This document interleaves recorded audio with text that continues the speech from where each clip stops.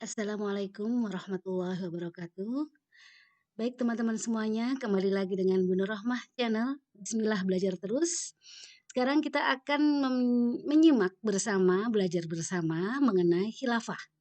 Khilafah itu sangat akhir-akhir ini sangat ramai sekali dibicarakan. Jadi kita biar lebih tahu lagi seperti apa, mari kita simak perbincangan santai dengan seorang diplomat RI dari Arab Saudi, Pak Muhtaram. Silahkan, mari bersama-sama kita belajar. Adalah untuk diterapkan telah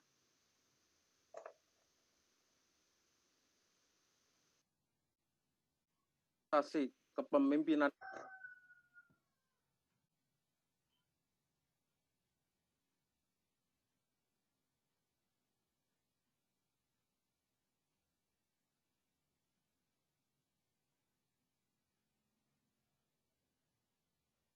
khilafah buah.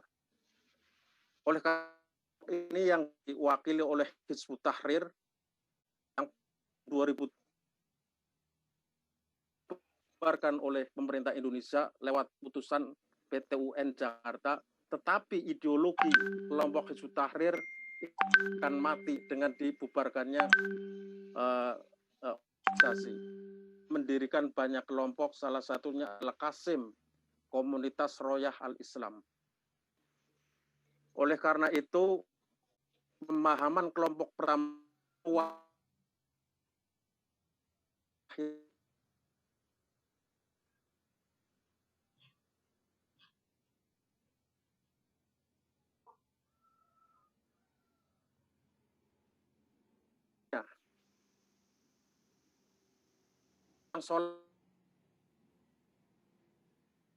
Islam tidak menerapkan khilafah Islamnya, maka mereka adalah termasuk orang yang kafir. Ini kelompok yang pertama. Kelompok yang kedua adalah kelompok yang apatis terhadap khilafah Islam, yaitu kaum sekuler, kelompok Islamfobia, dan beberapa saya lihat pemuda kebablasan. Seolah-olah khilafah Islamnya, kalau kita sudah mendengar istilah khilafah Islam sebagai kelompok radikal. Padahal khilafah Islam, khilafah disebut sebanyak satu kali.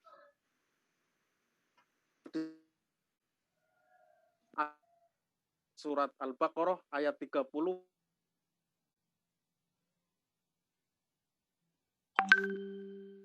Telah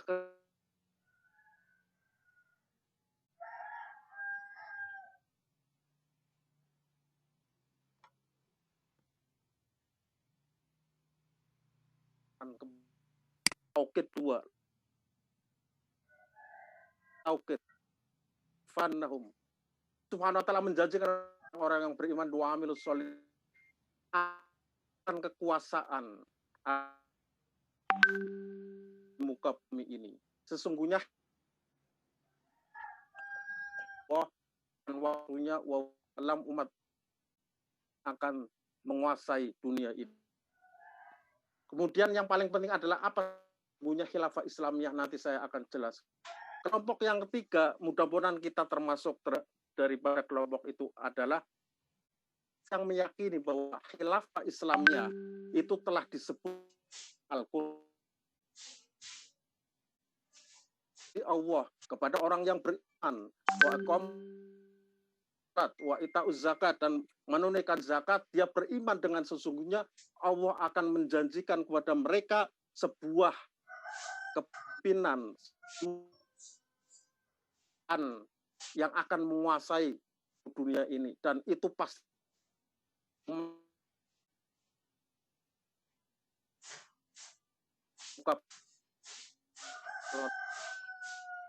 Namun khilafah di dalam Al-Quran hadis ini bukan berarti sistem ketatanegaraan, bukan sistem pemerintahan. Karena Allah Subhanahu wa ta'ala tidak pernah menjelaskan di dalam Al-Quran istilah ad-daulah Islamiyah, negara Islam. Di dalam ayat Quran ada kata daulatan, itu artinya bukan negara, tetapi likaila takuna daulatan alal aghnia. Itu berbicara tentang konsep zakat.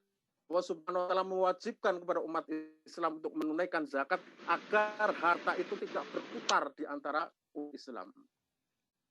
Itu di sini artinya adalah sistem bukan adalah kekuasaan. Hal itu terbukti dengan ayat yang Allah jelaskan di dalam 120 ayat di 40 surat menggunakan ulil amri selain khilafah. Jadi ketika Allah Subhanahu wa taala menjelaskan tentang konsep kepemimpinan itu menggunakan satu kata khilafah, artinya khilafah di dalam 21 surat tersebut diartikan adalah kepemimpinan, bukan sistem tata negara atau sistem politik sebuah negara. Yang kedua dengan menggunakan kata ulil amri. Ya ayyuhalladzina amanu atiullaha wa atiur rasula wa ulil amri minkum. Kemudian yang ketiga dengan menggunakan kata al-mulk. Di dalam surat Al-Qur'an ada surat al-mulk. Kemudian yang terakhir dengan menggunakan kata sultan. Tadi ada satu lagi yaitu imam. Wa idib tala Ibrahim rabbahu bikalimatin fa'atammahuna ini ja'alnakum imama. Jadi imam, sultan, khilafah, kemudian mulk itu adalah ungkapan yang diberikan oleh Allah Subhanahu wa taala terhadap kepemimpinan kepada kepemimpinan umat. Guna beberapa istilah itu di sini adalah bukan sebuah bentuk negara yang diterapkan oleh Hizbut Tahrir. Kenapa khilafah ini yang diungkapkan oleh Hizbut Tahrir itu tidak mungkin terjadi? Sebenarnya jawabannya sederhana saja. Tidak mungkin sistem khilafah Islamiyah ala manhajin nubuwah yang diutarakan oleh negara bisa diterapkan bumi. Alasannya sederhana saja. Ada 3.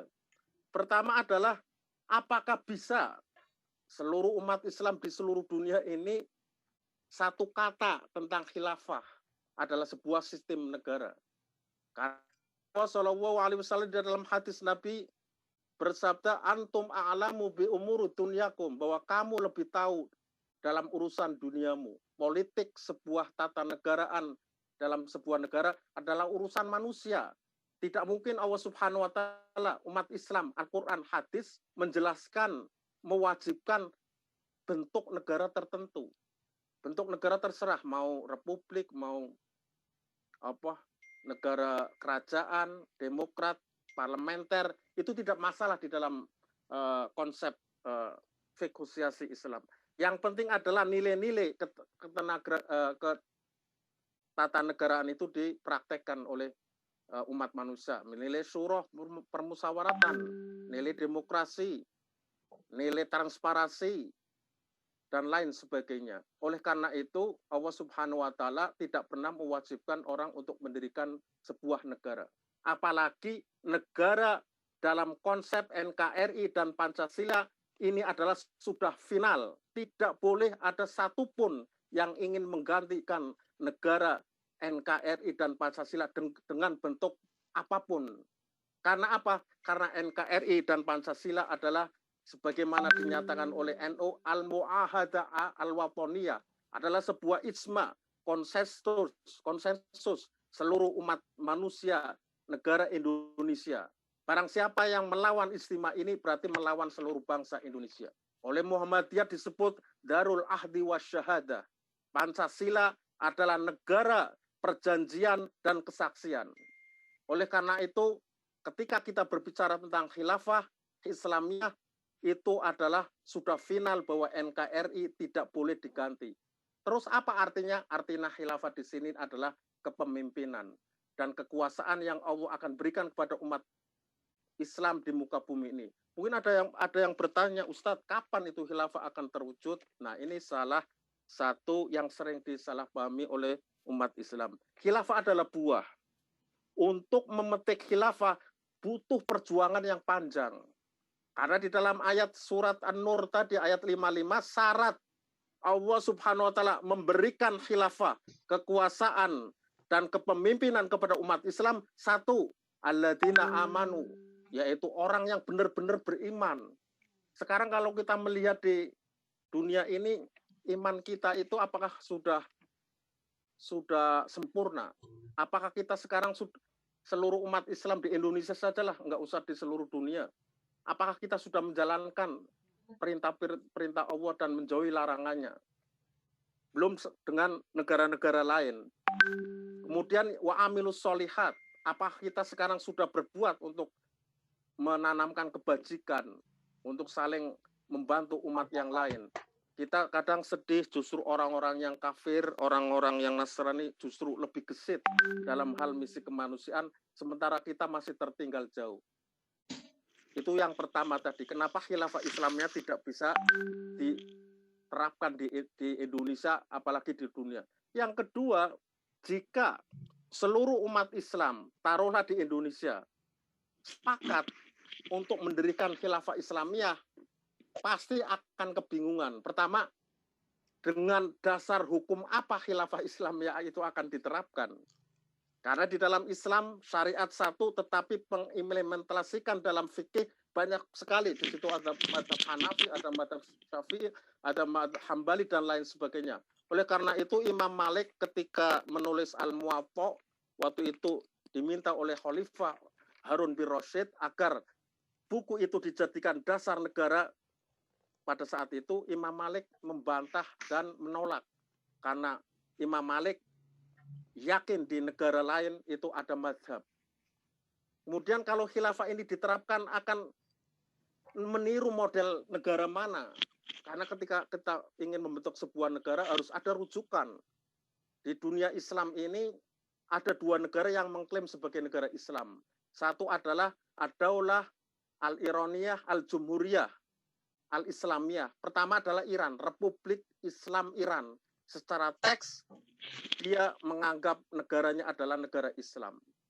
Tetapi kalau kita melihat realisasinya, melihat sikon dan kontekstual di dalam implementasi negara, Iran itu jauh dari Islami. Karena Iran adalah dikuasai oleh wilayatul faqih, sekelompok ulama yang menguasai negara, di situ tidak ada namanya suro, namanya transparansi dan lain sebagainya. Kemudian yang kedua adalah Pakistan. Pakistan mengklaim dirinya sebagai negara Islam, tetapi faktanya juga di situ banyak sekali korupsi, banyak sekali kekerasan dan lain sebagainya. Oleh karena itu, di akhir ceramah saya, marilah kita sudahlah selesai kita membicarakan tentang khilafah dalam arti bentuk negara, karena negara Pancasila dan NKRI adalah final. Kemudian kita harus yang kedua yaitu berbicara tentang khilafah Islamiyah, sebuah impian keagungan yang Allah akan berikan kepada umat manusia, umat Indonesia, umat negara Islam yang lain, kepemimpinan dan penguasaan di seluruh sektor bidang di dunia ini. Karena apa? Karena umat Islam memiliki potensi untuk menjadi negara superpower. Pertama, Indonesia dan umat Islam memiliki wilayah yang paling luas di dunia ini. Kalau Israel dan Singapura, meskipun mereka teknologinya maju, tapi tidak mungkin menjadi negara superpower karena wilayahnya sangat kecil. Yang kedua, umat Islam memiliki sumber alam yang melimpah, minyak, gas. Bahkan di negara Teluk itu, negara kecil kayak Qatar, UAE, Arab Saudi, dan lain sebagainya, itu sebagai negara yang paling kaya karena memiliki cadangan minyak terbesar, itu ada di negara Islam. Yang ketiga, umat Islam ini memiliki akidah yang paling benar dibanding dengan umat yang lain. Mereka itu masih ragu terhadap agamanya. Tetapi sayang, hanya satu kelemahan umat Islam adalah satu, mereka tidak menguasai ilmu dan teknologi, sehingga mereka dikuasai oleh orang-orang kafir, sehingga kita dalam hal ini harus bermimpi untuk memimpikan khilafah Islamiyah, kekuasaan dengan cara apa? Menanam. Mulai saat ini yang punya anak, ayo kita pondokan untuk mempelajari agama Islam, tapi juga dikasih ilmu saat ini, ilmu teknologi, ilmu fisika, biologi, dan lain sebagainya. Umat Islam tidak harus belajar agama, tapi harus juga menguasai ilmu-ilmu yang lain yang saat ini tertinggal jauh dengan umat-umat dari negara yang lain. Mungkin hanya itu saja, masih banyak sebenarnya yang ingin saya jelaskan, tapi karena waktulah yang sangat membatasi kita, nanti kita teruskan dengan tanya jawab. Kalau ada perkataan yang benar itu semata-mata datang dari Allah Subhanahu wa taala. Kalau ada kehilafan itu adalah kebodohan saya. Wallahul muwaffiq ila aqwamit thoriq. Wassalamualaikum warahmatullahi wabarakatuh. Mau apa? Tadi kan sudah dapat banyak penjelasan dari panjenengan bahwa nggak gampang kita mendirikan sebuah negara berbentuk khilafah Islamiyah di Indonesia. Dan Pancasila itu kan sudah final. Sedangkan yang terjadi di masyarakat itu kan masih banyak sebagian yang umat Islam yang khawatir bahwa negara kita ini mau didirikan khilafah. Nah, itu berarti kan tugas kita ya untuk menyampaikan kepada mereka bahwa nggak segampang itu mendirikan negara khilafah pengganti dengan khilafah Islamnya. Kalau memang terbukti mau mendirikan khilafah Islamiyah itu kan harus merubah dulu Pancasila. Jalurnya kan seperti itu. Berarti kalau tidak ada yang berusaha merubah Pancasila, ya kita umat Islam harus tenang, begitu kan? Nah, yang terjadi sekarang itu banyak yang menyuarakan ya bahwa hati-hati ini khilafah mau didirikan, sehingga mereka orang-orang yang awam itu pada ketakutan. Padahal itu sebenarnya kan isu yang ditimbulkan untuk memecah belah umat Islam, sehingga mereka itu terbagi menjadi kelompok-kelompok tadi. Begitu kan kira-kira Pak Tarom, bahwa kita mempunyai tugas untuk menjelaskan kepada masyarakat bahwa selama Pancasila itu nggak ada yang merongrong, insya Allah juga kita nggak akan ada itu negara khilafah Islamnya. Betul nggak itu? Terima kasih.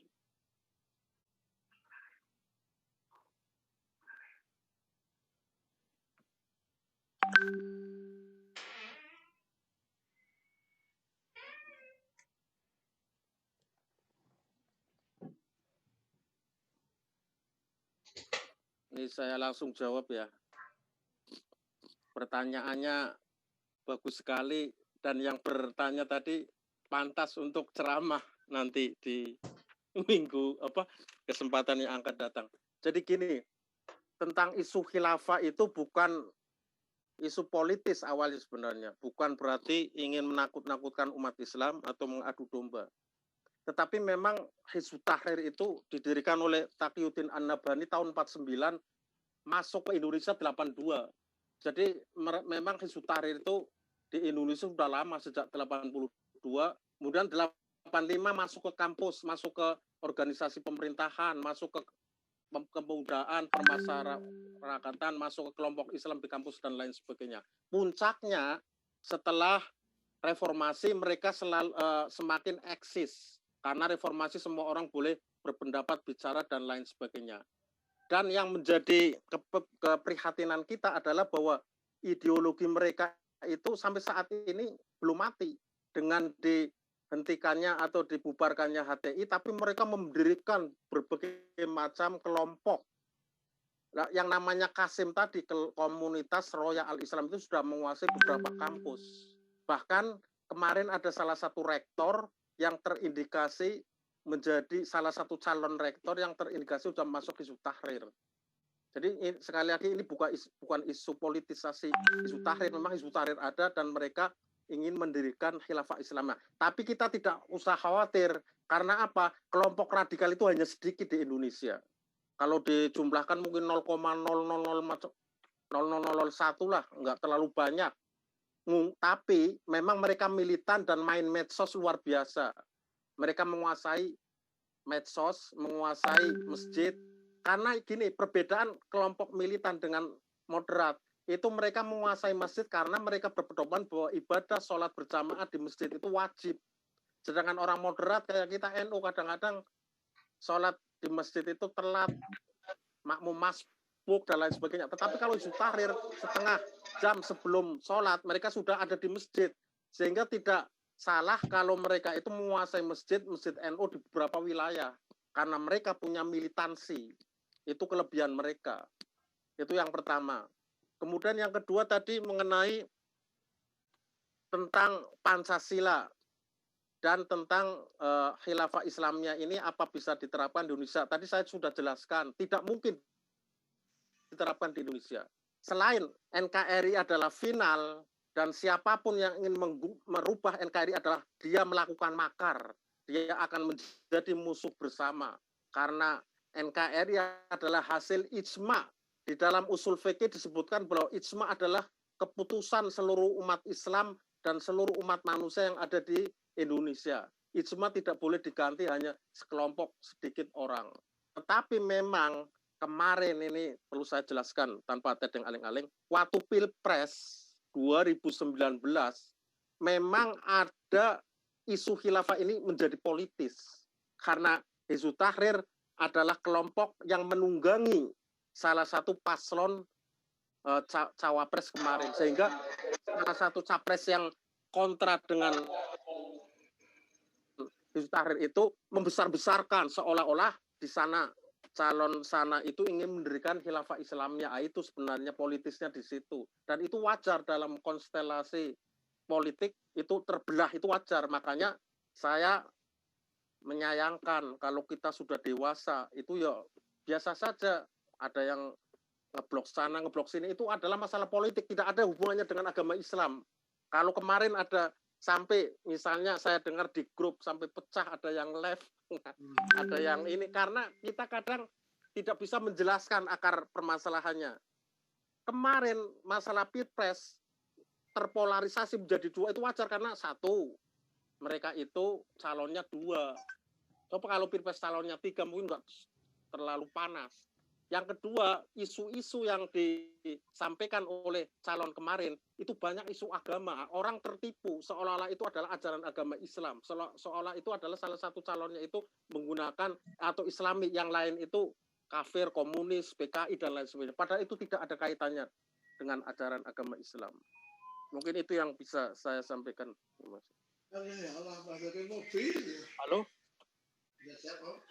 Halo, Lagi makasih. Mas Suhiryanto, mohon izin tak unmute. Mbak Diana di rumah, melambaikan tangan, monggo. Ngapunten, silakan. Makasih Pak Yai. Ya, belum. Iwan, monggo. Pak Iwan kelas opo ya? Beng Janti, jok sampean tutup, wis dibuka ya sampean. Diskusi kita makin mengerucut menurut saya, bahwa memang keresahan di masyarakat, basic masyarakat yang rata-rata kita emong lah begitu ya, cenglili. Ada yang sampai ketakutan gitu loh, takutan bahwa wah ini hati-hati, sampai ada yang terdoktrin sampai seperti itu kan kasihan sebenarnya. Ya karena pengaruh pemilu kemarin, wajar. Mbak Iis sampun di mute dari sini, nyun sewu jenengan buka. Mbak Azah. Monggo Mbak Iis dari Geologi, Kang Tarom ya. Maaf, ya, monggo. Perlu saya ganti. Assalamualaikum warahmatullahi wabarakatuh. Waalaikumsalam warahmatullahi wabarakatuh. Matur nuwun Pak Mutarom, Pak Aid ya. Sangat menarik dan sangat pas bagi saya yang besok itu menerima mahasiswa baru secara resmi. Tahun lalu itu hampir kecolongan.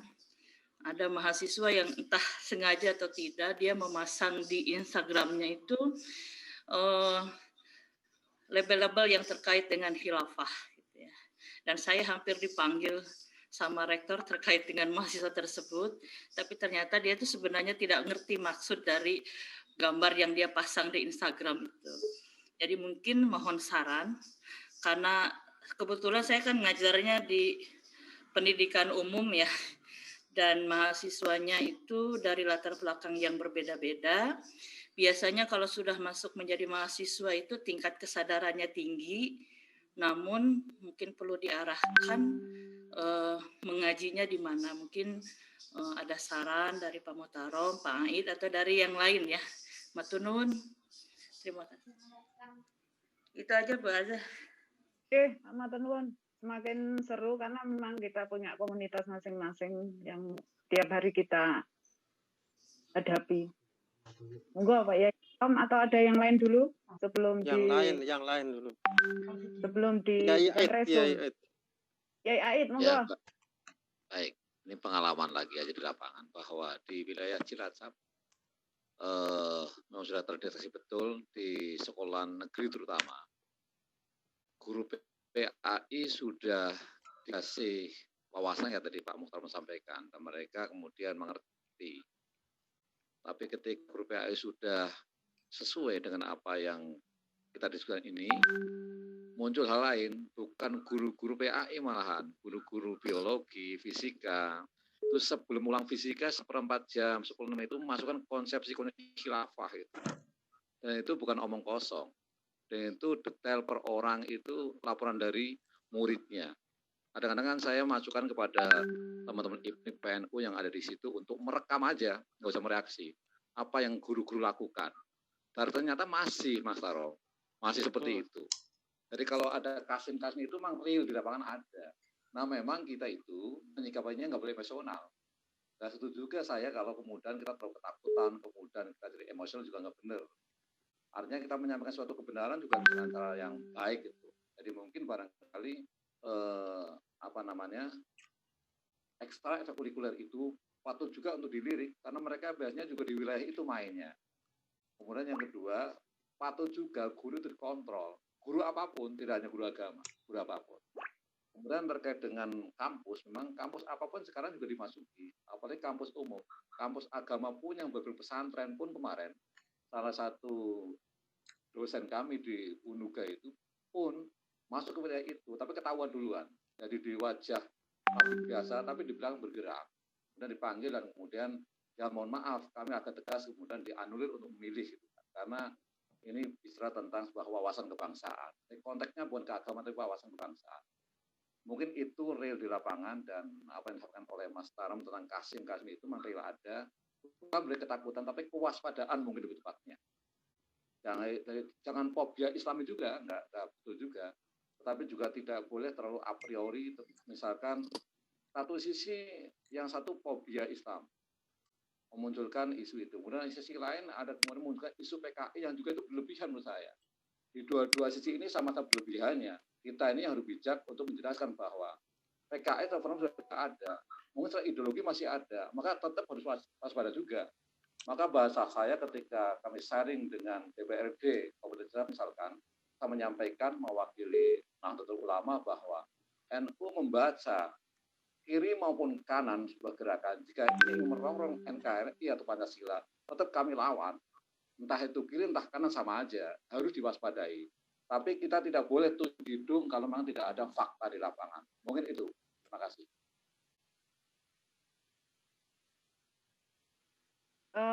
Matur nuwun Mbak Hafidah, monggo sudah dibuka dari sini loh. Nyun sewu. Mbak Hafidah.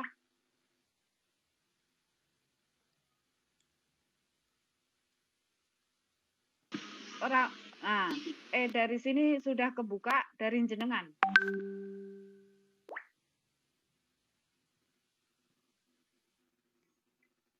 Malah ditutup. Ini bisa.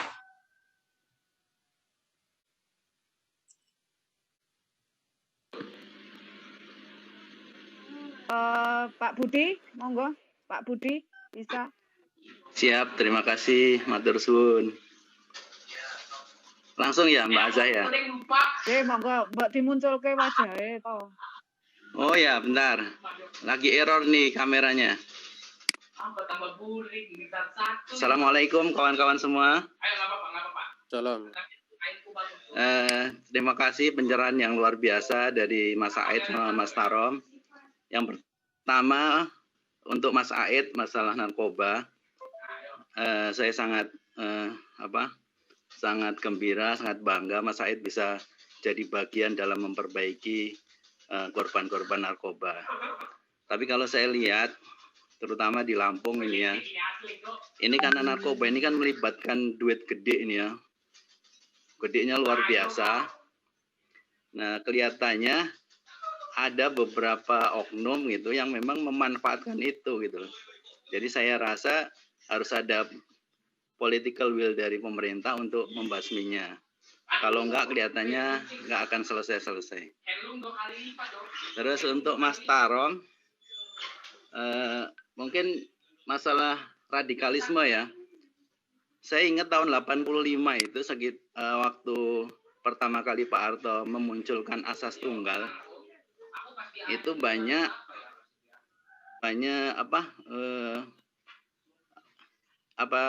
kerjaan intelijen.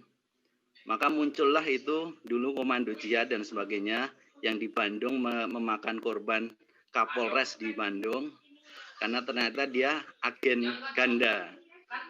Di sana ikut, di sini ikut gitu. Nah, mungkin kami ingin pencerahan dari Pak Kiai Tarom. Kelihatannya mana ini ya kelompok-kelompok radikalisme yang dipelihara dan mana yang tidak gitu. Mungkin itu aja. Terima kasih. Assalamualaikum warahmatullahi wabarakatuh. Waalaikumsalam.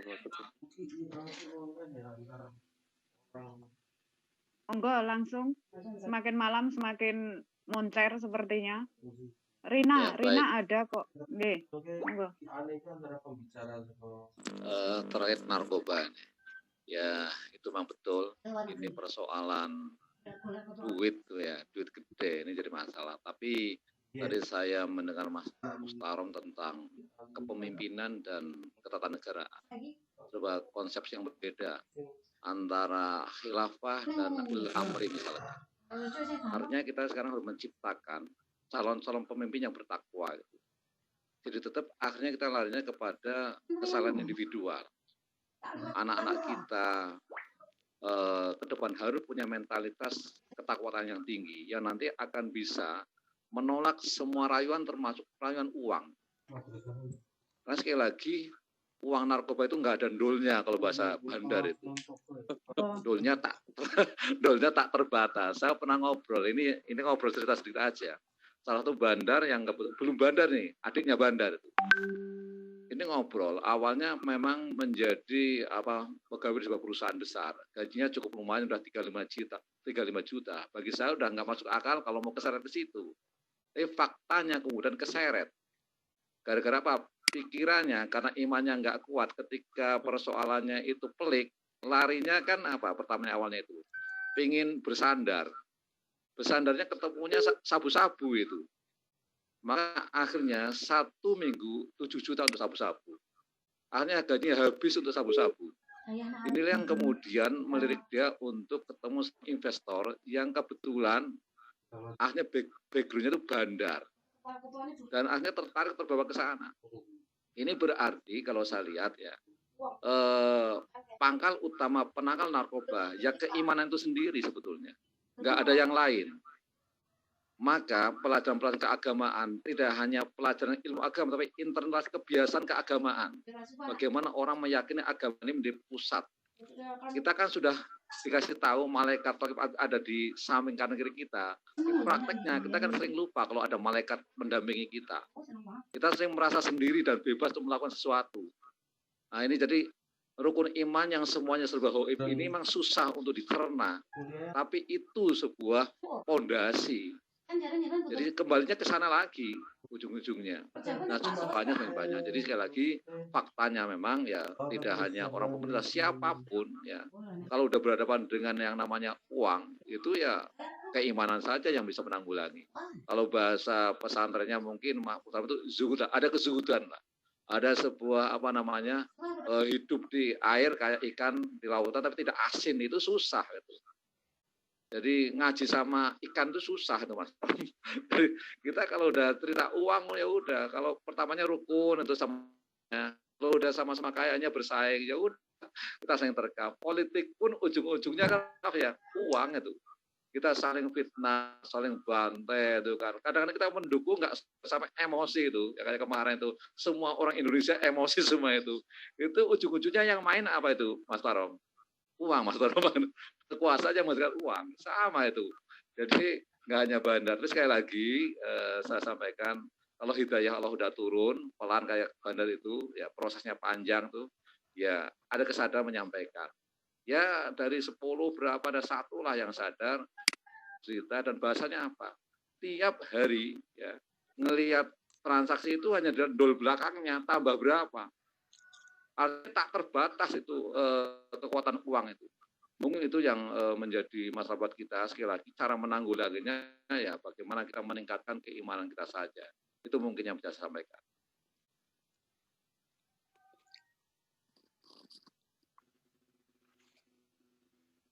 Monggo lanjut Pak Muhtarom, atau mau ada, kita masih penasaran.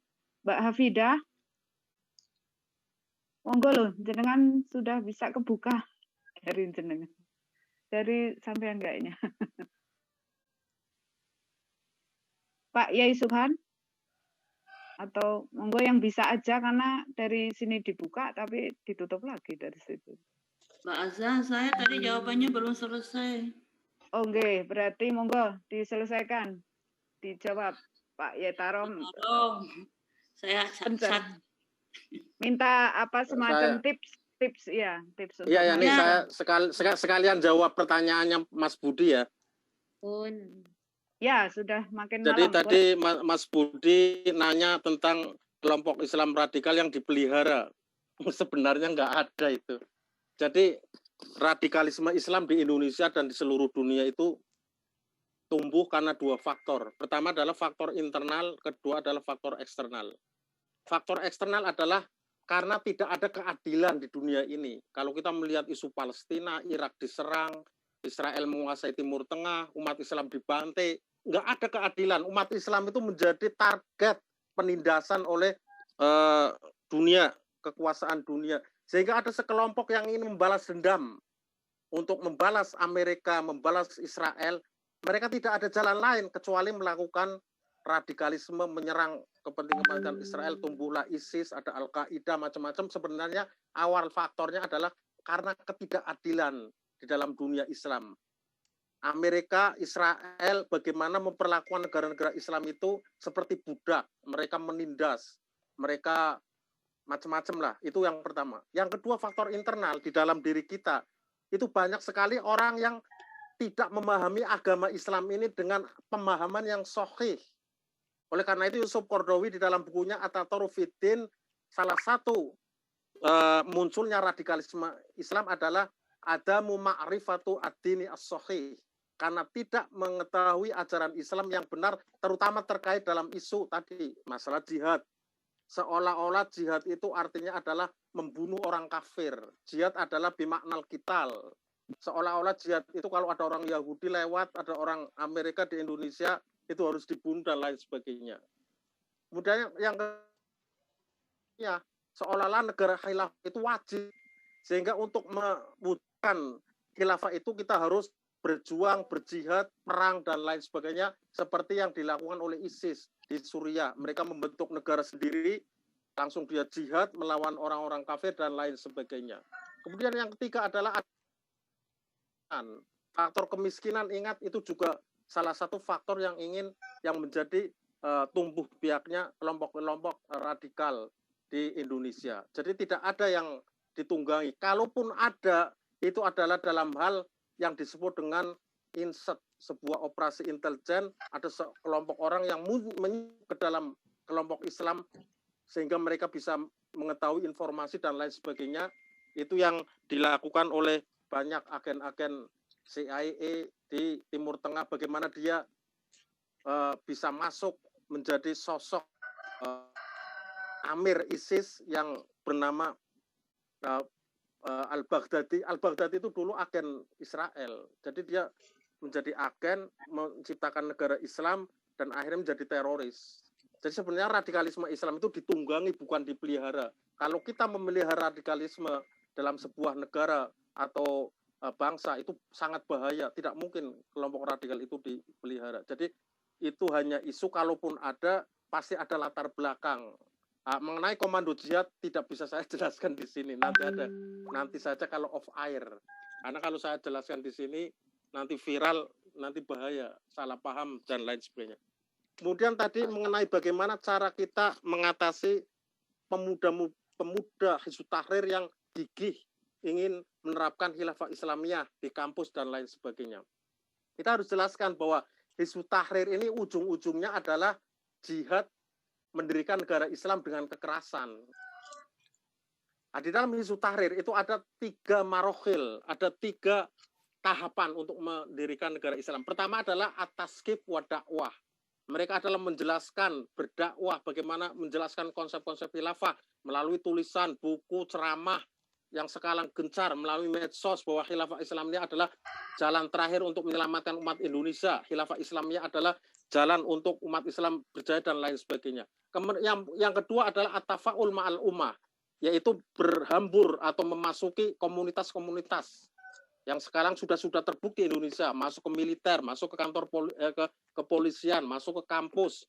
Kenapa mereka itu berhasil? Tadi militan, mereka itu nggak usah dibiayai jalan sendiri. Kalau kelompok moderat, kadang kayak kita, itu kalau mau ngadain acara harus ada anggaran, harus ada minum, harus ada ini, ada itu, dan lain sebagainya. Tapi kelompok Hizbut Tahrir militan, mereka dalam jiwanya telah mengorbankan dirinya untuk mewujudkan negara Islam tanpa harus disuruh, tanpa ada dana dan lain sebagainya. Sehingga mereka berhasil melakukan penetrasi di kampus dan lain sebagainya, apalagi memanfaatkan isu kelemahan pemerintah. Jadi kalau pemerintah gagal dalam sebuah isu, mereka menjawab karena nggak menerapkan syariat Islam. Dan mereka kebanyakan adalah orang awam yang tidak banyak mengetahui tentang Islam, tetapi ketika didoktrin sebuah khilafah, mereka percaya, oh, khilafah itu memang jalan satu-satunya untuk mendirikan negara Islam. Kemudian yang 3 adalah tahapan terakhir, istilamul kudeta. Jadi harus dijelaskan ke anak cucu kita bahwa Hizbut Tahrir pada akhirnya akan melakukan kudeta. Itu sudah terbukti di Jordan tahun 53 dan di Mesir. Mereka itu ketika menguasai militer, kepolisian, kejaksaan, mereka kuat, mereka akan melakukan kudeta untuk mendirikan negara Islam. Nah, cara untuk mengcounter mereka bukan dengan aksi kekerasan, bukan dengan hanya menutup organisasi, membubarkan, dan lain sebagainya, yaitu harus kita counter pemikirannya, harus kita sering untuk melakukan diskusi. Kelemahan kita di Indonesia adalah jarang sekali diskusi antara Hizbut Tahrir dengan kelompok moderat. Saya kayaknya nggak pernah melihat itu ada sebuah diskusi dihadiri Hizbut Tahrir dengan dihadiri orang yang kontra khilafah. Kalau itu nggak ada, nggak mungkin Hizbut Tahrir itu akan menghilangkan ideologinya. Karena ideologi harus dijawab, harus dibantah, harus dilawan dengan ideologi. Kalau ideologi dilawan dengan kekerasan, dengan senjata, mereka semakin militan. Selama kita tidak pernah melakukan diskusi, berdialog dengan Hizbut Tahrir, dengan wajadilhum billati hiya ahsan, maka ideologi mereka akan terus berkembang dan semakin kuat. Oleh karena itu saya sarankan kepada tadi yang guru di kampus, berdialog yang dilakukan oleh Mas Aid itu dengan bandar narkoba, dengan orang yang kena narkoba, dengan napiter, itu perlu disosialisasikan dan perlu diterapkan di dalam berbagai dimensi kehidupan. Kalau kita mencurigai, kita menuduh si A radikal, menuduh si B radikal, itu justru menyuburkan kelompok-kelompok Islam radikal. Oleh karena itu, adik Hasan al-Banna yang dinamakan Jamal al-Banna, dulu seorang Islam radikal, tokoh di Mesir, tetapi dia taubat bukan karena dibubarkan, bukan karena dipaksa, karena dia suatu saat listrik di penjara Mesir itu mati. Kemudian dia berpikir, ini listrik yang menciptakan siapa? Ternyata Thomas Alva Edison, seorang kafir, menciptakan listrik, manfaatnya banyak untuk umat Islam. Ketika listrik mati, orang di penjara itu menjadi kacau dan lain sebagainya. Akhirnya dia menyatakan bahwa jihad adalah bukan bagaimana cara kita membunuh orang kafir, jihad adalah bagaimana kita hidup untuk rukun dengan sesamanya dan untuk mencapai kemakmuran, kesejahteraan bagi umat manusia. Terima kasih.